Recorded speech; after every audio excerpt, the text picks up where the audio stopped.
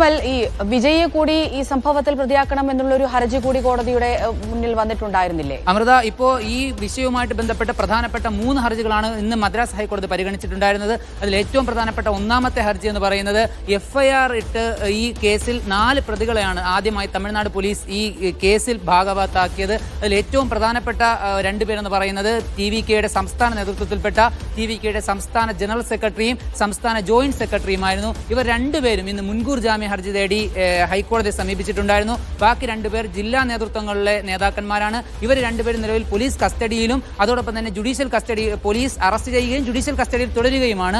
ഈ അവസരത്തിൽ ഇവർ മുൻകൂർ ജാമ്യത്തിന് കോടതിയെ സമീപിക്കുന്ന അതേ ദിവസം തന്നെയാണ് ഈ വിഷയത്തിൽ, അതായത് കരൂർ ദുരന്തമുണ്ടായ പശ്ചാത്തലത്തിൽ ഈ ദുരന്തമുണ്ടായ പരിപാടിയുടെ സംഘാടകനായ വിജയെ കൂടി ഈ വിഷയത്തിൽ പങ്കുചേർക്കണമെന്നും അതിന്റെ ഉത്തരവാദിത്വത്തിൽ നിന്ന് വിജയ്ക്ക് വിട്ടുനിൽക്കാനാകില്ലെന്നും ചൂണ്ടിക്കാട്ടിക്കൊണ്ട് ചെന്നൈ സ്വദേശി ഒരു പൊതുതാൽപര്യ ഹർജി മദ്രാസ് ഹൈക്കോടതിയിൽ സമർപ്പിക്കുകയുണ്ടായിരുന്നു.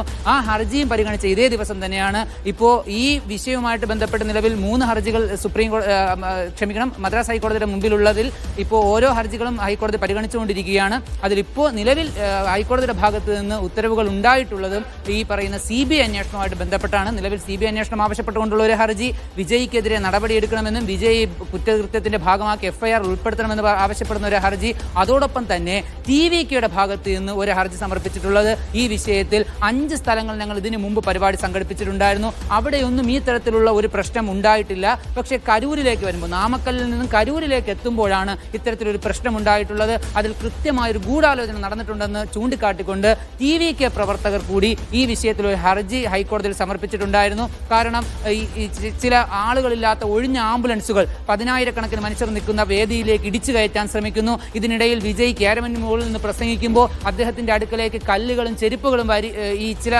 ഈ ആൾക്കൂട്ടത്തിൽ ഇടയിൽ നിന്ന് ചിലർ എറിയുന്നു. അത്തരത്തിലൊക്കെ ചില ഗൂഢ പദ്ധതികൾ, ചില നിഗൂഢതകൾ, ചില ഗൂഢാലോചനകൾ ഇതിന്റെ പിന്നിലുണ്ടെന്നും അതന്വേഷിക്കാൻ കൃത്യമായി ഈ സംസ്ഥാന സർക്കാർ നിയോഗിച്ച ഒരു ജുഡീഷ്യൽ കമ്മീഷനെ കൊണ്ട് കഴിയില്ലെന്നും അതിൽ അവർക്ക് വിശ്വാസമില്ലെന്നും പകരം കേന്ദ്രത്തിന്റെ ഭാഗത്തു നിന്നുള്ള CBI തന്നെ വന്ന് അന്വേഷിക്കണമെന്നും ആവശ്യപ്പെട്ടാണ് മറ്റൊരു ഹർജി കൂടി സമർപ്പിച്ചിട്ടുണ്ടായിരുന്നത്. നിലവിൽ ഏതായാലും ഈ ഹർജികളിൽ കൂടി ഇപ്പോൾ CBI അന്വേഷണത്തെ പൂർണ്ണമായിട്ടും ഹൈക്കോടതി തള്ളിയിട്ടുണ്ടായിരുന്നു. കാരണം ഈ ജസ്റ്റിസ് അരുണ ജഗദീശിന്റെ നേതൃത്വത്തിലുള്ള ഈ പറയുന്ന അന്വേഷണ കമ്മീഷൻ അത് അന്വേഷിക്കട്ടെ എന്നും അത് പ്രാരംഭഘട്ടത്തിലാണ് പോകുന്നതെന്നും അതിൽ ഏതെങ്കിലും തരത്തിലുള്ള വിശ്വാസക്കുറവ് പിന്നീട് TVK പ്രവർത്തകർക്ക് ഉണ്ടാകുന്ന ഒരു സാഹചര്യം ഉണ്ടാവുകയാണെങ്കിൽ നിങ്ങൾക്ക് അപ്പീലിന് പോകാമെന്നുമാണ് കോടതിയുടെ ഭാഗത്ത് നിന്ന് ഉത്തരവുണ്ടായിരിക്കുന്നത്.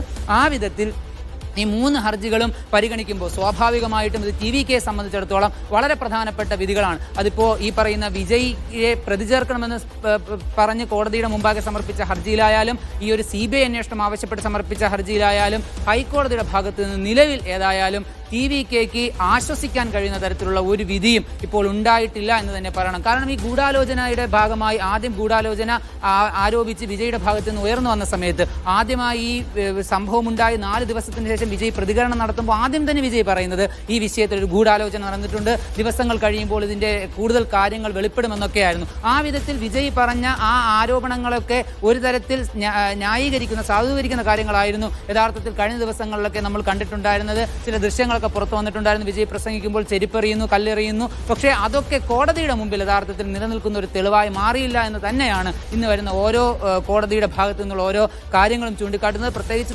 TVKയെ അപലപിക്കുന്നുവെന്നും TVK എന്ന് പറയുന്ന പാർട്ടിയുടെ നേതൃത്വത്തെ രൂക്ഷമായി വിമർശിക്കുന്ന തരത്തിലാണ് കോടതിയുടെ ഭാഗത്ത് നിന്ന് വിധി വന്നിരിക്കുന്നത്. അമൃത, അതുപോലെ തന്നെ അജ്മൽ, ഇതിപ്പോൾ വിജയുടെ ഈ ഒരു റാലിയുടെ കാര്യം മാത്രമല്ല, ഇനിയും നിരവധി റാലികൾ നടക്കാനിരിക്കുന്നുണ്ട്. അപ്പോൾ ആ കാര്യത്തിൽ എന്തെങ്കിലും നിർദ്ദേശങ്ങളോ മറ്റോ കോടതി മുന്നോട്ട് വെക്കുന്നുണ്ടോ? നിലവിൽ വിജയ് സംഘടിപ്പിച്ച ഈ പരിപാടിയുടെ പശ്ചാത്തലത്തിൽ മദ്രാസ് ഹൈക്കോടതിയിൽ നിന്ന് മറ്റൊരു പ്രധാനപ്പെട്ട വിധി ആ വിഷയത്തിൽ വന്നിട്ടുണ്ട്. ഇനിയൊരു സംസ്ഥാന സർക്കാർ ഒരു മാർഗനിർദ്ദേശം തയ്യാറാക്കണമെന്നും ഇത്തരത്തിലൊരു പൊതുപരിപാടികൾ റോഡിലോ അല്ലെങ്കിൽ ദേശീയപാതയിലോ സംസ്ഥാന പാതയിലോ അതിന്റെ അരികിലോ ഒക്കെ സംഘടിപ്പിക്കുന്ന സമയത്ത് അതിന് കൃത്യമായ മാർഗനിർദ്ദേശം പാലിച്ച് സംസ്ഥാന സർക്കാരിന്റെ ഭാഗത്തു നിന്നുള്ള അനുമതി വാങ്ങിച്ചതിന് ശേഷം മാത്രമേ ആ പരിപാടികൾ സംഘടിപ്പിക്കാവൂ എന്നും അതിന് സംസ്ഥാന സർക്കാർ കൃത്യമായി ശ്രദ്ധിക്കണമെന്നും കോടതിയുടെ ഭാഗത്തു നിന്ന് ഒരു ഉത്തരവുണ്ടായിരിക്കുന്നു. ആ മാർഗനിർദ്ദേശം ഹൈക്കോടതിയുടെ ഭാഗത്തു നിന്ന് ഉണ്ടാകുന്ന സാഹചര്യം വരെയും ഇനിയൊരു പൊതുസമ്മേളനം ഈ പറയുന്ന തമിഴ്നാട്ടിൽ സംഘടിപ്പിക്കാൻ പാടില്ലെന്ന് മുൻകൂർ അനുമതി വാങ്ങിക്കഴിഞ്ഞ സമ്മേളനങ്ങൾ സംഘടിപ്പിക്കുന്നതിൽ തടസ്സമില്ലെന്നും കോടതി പറയുന്നു. പക്ഷേ ഈ വിധി വരുന്ന അതേ പശ്ചാത്തലത്തിൽ തന്നെ അതിന്റെ ഏറ്റവും വലിയ ആശ്ചര്യം എന്ന് പറയുന്നത് വീണ്ടും വിജയ് കരൂരിലേക്ക് വരാൻ പോകുന്നു എന്നുള്ള വാർത്തയാണ്. വിജയ് കരൂരിലെ TVK പ്രവർത്തകർ പ്രവർത്തകരോട് അവിടെ വേണ്ട സജ്ജീകരണങ്ങൾ ഒരുക്കാനും ഒരു 20-അംഗ സംഘത്തെ രൂപീകരിച്ച് വിജയ്ക്ക് കരൂരിലേക്ക് എത്താൻ വേണ്ട ഭൗതിക സാഹചര്യങ്ങൾ ഒരുക്കാനും ഒക്കെയുള്ള നിർദ്ദേശം അദ്ദേഹത്തിന്റെ ഭാഗത്ത് നിന്ന് ഇപ്പോൾ തന്നെ വന്നു കഴിഞ്ഞിട്ടുണ്ട്.